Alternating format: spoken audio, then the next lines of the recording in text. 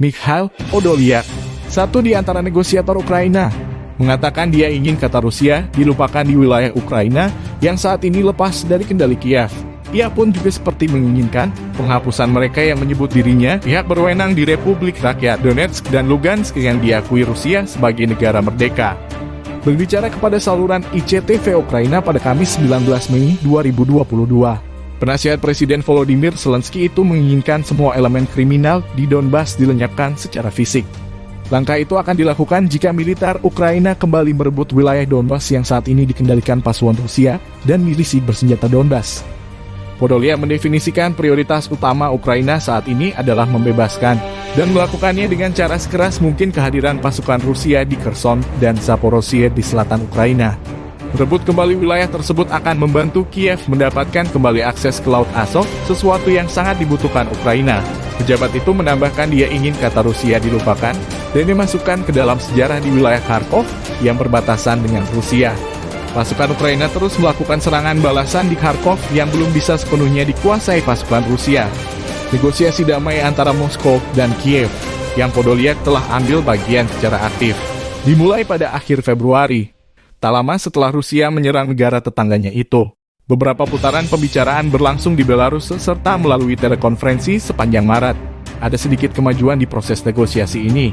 Kedua delegasi bertemu di Istanbul pada 29 Maret 2022. Kepala negosiator Rusia, Vladimir Medinsky, mengklaim pada hari berikutnya Ukraina pada prinsipnya setuju jadi negara netral.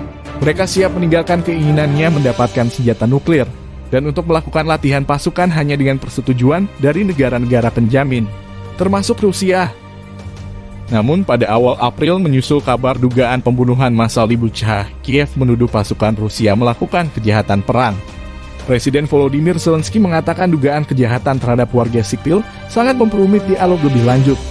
Rusia membantah keras tuduhan itu dan mengungkapkan operasi palsu oleh Ukraina guna memojokkan Rusia. Moskow bersikeras peristiwa mengerikan di Bucha jadi panggung sandiwara oleh pasukan Ukraina untuk menjebak pasukan Rusia yang mundur.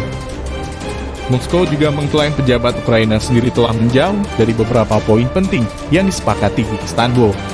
Pada 12 April, Presiden Rusia Vladimir Putin mengatakan pembicaraan damai menemui jalan buntu setelah Ukraina menolak mengakui Crimea bagian Rusia dan Republik Donbas sebagai negara merdeka.